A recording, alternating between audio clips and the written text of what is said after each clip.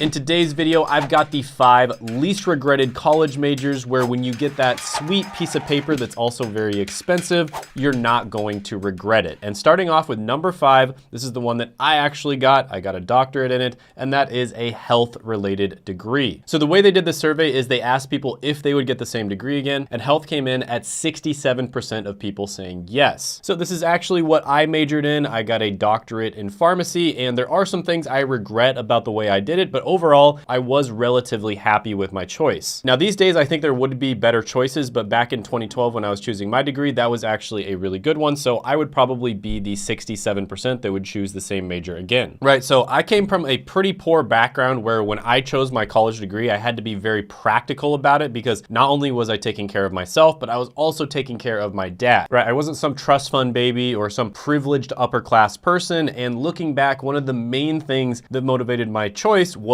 the fear of being poor again. I really did not want to be poor, right? So I was 16, I was trying to figure out what my career choice was gonna be. And my girlfriend at the time's mom, Ollie, told me to basically write down a bunch of careers that I could see myself doing. And then she had me research all of them thoroughly. And I realized after researching all of them and kind of figuring out what I wanted to do, that a bunch of them were healthcare related. So because of the fact that I did all the hard work at the beginning, I thoroughly researched it, I ended up making a choice at 16 or 17 at what my career was gonna be, and I didn't change my major a single time. So I went to the University of Kansas, Rock Chalk, and I basically did the accelerated pre-pharmacy track for about 3 years. Then I went to Roseman University of Health Sciences because they also had an accelerated program, and it was about 2 years and 8 months or so. And so I was able to get a doctorate in about 5 years and 8 months. Now, as fortune would have it, once I became a pharmacist, I got a job that was super chill. I had a bunch of free time. I also had a bunch of disposable income, and I started doing a bunch of side hustles and businesses. Most of them I either failed at, or I didn't do very well in them, or I just didn't want to pursue them. But one of them I kept coming back to over and over again was YouTube. And of course, I was able to start successful businesses and a YouTube channel. And last year, I actually quit my pharmacy job and went full-time in business. Now, you might think I wasted my time getting a doctorate and becoming a pharmacist, but that is not the way I think about it at all. Because you have to consider that, first of all, it's always a great fallback plan for me. If for whatever reason business doesn't work out, I can always go back to that career. And second, it was a really low-risk way for me to pretty much ensure myself a really good income and a pretty good life as well. And then third, I was able to leverage my career, the fact that it was relatively easy, meaning that I had a lot of free time with it. And then also the fact that I made really good money, about $10,000 a month. I was able to use that money to start side hustles and start a successful business eventually. And you can think of a career almost like a boat that you don't own, but it keeps you safe in the ocean. And then you use that boat in order to build your own boat on the side, right? If you're just floating in the ocean on your own, chances are you're not gonna be able to build your own boat. I mean, you could get lucky and do it, but chances are it's not gonna work out. So yeah, health has been great to me. It was exactly what I needed at the time. I do think the healthcare system in the US has a ton of issues, and especially during the whole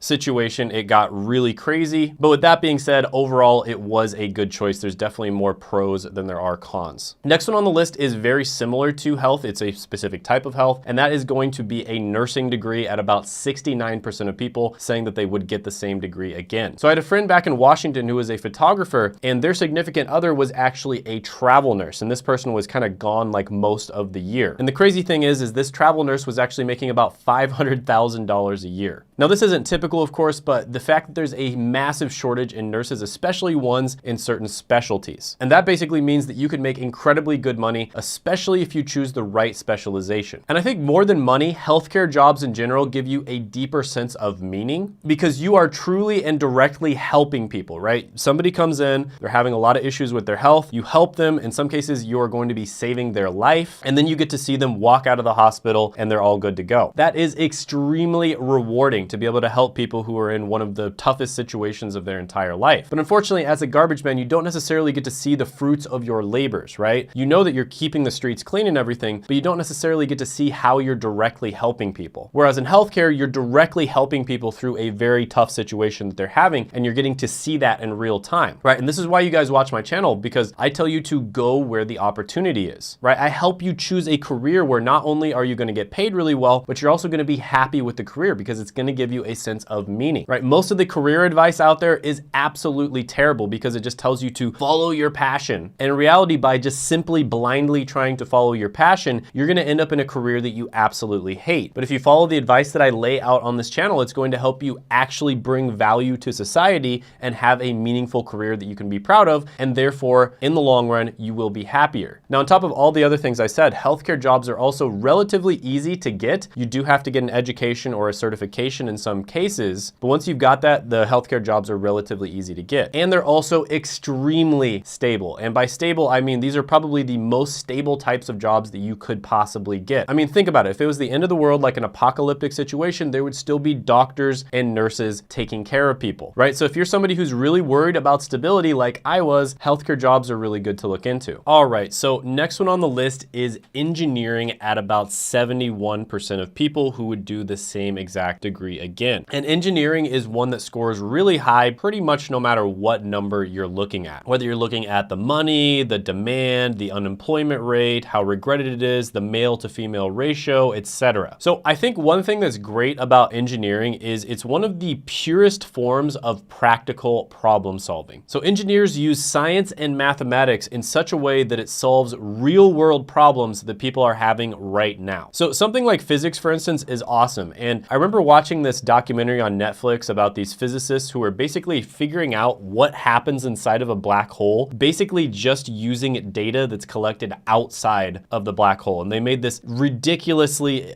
complicated matrix model that had like 1,000 different inputs and one output or something. It was absolutely ridiculous. It blew my mind. And I mean, these people are insanely big brain, don't get me wrong, but if they are able to figure out what happens inside of a black hole, that's awesome. But does it really solve any problems that we have right now on Earth? It might solve problems that we have 50 years from now, 100 years from now, but right now it doesn't really solve any problems. You know, this is not something that's going to affect your day-to-day life in the near future. So 200 years from now, where we're able to use wormholes to like travel to other universes, that's awesome that scientists did that right now, but it's not necessarily useful on planet Earth right now. That's the only point that I'm trying to make. And engineering is not like that. Engineering typically is going to be extremely useful because it's used to solve practical problems that people are having right now. And engineers are kind of like the middlemen between scientists and technicians. And this is why engineering is so useful in the modern world and why it has such amazing stats when you look at the numbers. And Cal Newport talks about this in one of my favorite books, which is So Good They Can't Ignore You. He talks about how learning something that is really useful or valuable to other people, basically solving other people's problems, is one of the best ways to basically find a fulfilling career that in the long run makes you happy. Yeah, so it's a great book, great advice, highly recommend reading it. And by the way, if you're finding this video to be valuable, definitely make sure to share it with your friends or family that need some career or education advice. I have a weirdly large amount of people who end up sharing my videos. That's how a lot of people actually find my videos. I get comments about it all the time. And I think it's really cool that this channel is kind of growing in sort of a grassroots type way. All right, number 2 on the list actually shocked me. I couldn't believe this one was on there, but when I thought about it a little bit, it made sense, and that is criminology, at about 72% of people saying they would take the same degree again. Now, I didn't show a lot of the numbers in this video, I just kind of talked about them, but this one actually doesn't have great numbers. So I think it's ranked 326 out of about 900 degrees on my college degree ranker. So 326 isn't great, but the truth is in many states, you actually don't need to get a criminology degree, or in some cases, any bachelor degree at all to become a police officer. So this is something you definitely want to research because it's different depending on the state, it's different depending on the position that you're going for as well. But I can see why people are so passionate about this. First of all, one of the biggest niches on the internet is known as true crime, and that's basically where they go over like different, you know, murders and like serial killers and stuff like that. And I find myself watching these videos sometimes. They can be really addictive, and I kind of go down that rabbit hole sometimes. But the truth is, I think most of the people who go for a degree like this do not do their research. And I've interviewed a ton of people. I've talked one-on-one with people about like why. Why is it that you don't thoroughly research these things? Why is it that you don't reach out to people and ask them, you know, hey, do I actually need to get this degree in order to get into this position? And I found, I think the number one reason people don't do it is not because they don't want to, it's because they're too afraid to do it, right? They feel a lot of anxiety about choosing their career, about the direction of their future. And sometimes I have to give them a little bit of tough love. I'm like, listen, stop being a coward, right? You need to actually research this stuff. This is incredibly important. This is one of the biggest decisions you are ever going to make. Don't just do what your parents told you or what your teachers told you or what society told you was a good career just because you saw it on TV all the time or something like that. Actually make sure you research this stuff because this is one of the biggest biggest decisions you're ever going to make. And I understand doing research can give you some anxiety, but you need to feel the fear and do it anyways. Number one on the list is going to be computer and information sciences at about 72% of people who would have done the same exact degree again. So no surprise to see this one on there. Computer science comes in number one time and time again, pretty much no matter what list you're looking at. And this one also includes other technology related careers like information sciences. But Naval Ravikant was quoted as saying, "Coding is a superpower because you can speak the language of robots and command them to do whatever you like." And this is so true because coding is one of the few skills that gives you almost infinite leverage, right? There's only a few skills that do this, right? Marketing, content creation, entrepreneurship, leadership, and coding are the only ones that come to mind. And with these skills, one single person can literally impact millions of people. There's not that many skills out there where you can do that. So if you can learn to code well, you're pretty much set for life. Now there's one number you can look at where this one actually has bad stats, and that is dropout rate. It is one of the degrees where people drop out quite a bit. And you might be thinking, oh, it's because it's really difficult or like something like that. But actually, one of the reasons why people drop out is because they end up getting jobs before they even graduate. And that is one of the things about these technology degrees is in many cases, you can actually get a job without getting the degree. Now that does not mean the degree is a scam. It doesn't mean it's not worth getting the degree, but it is one of those things where you need to take it on a case-by-case basis. Because for some people, it might be better to go to a boot camp or get a certification or self-teach or a combination of these different things. Maybe even if you're in school getting a computer science degree, you should still go out there and try to get a job just to see if you can, because why not? So that's why this one is a bit controversial. And in the tech industry, people will like argue with each other for hours on end about this, whether you should get a degree or you shouldn't get a degree. And the truth is, it depends, right? It depends on the person. But one thing is for sure is learning the skill of coding is incredibly valuable, and it is going to lead to really good outcomes, especially if you're able to land a software developer job. Click here right now to watch my video on the ultimate guide to choosing a college degree.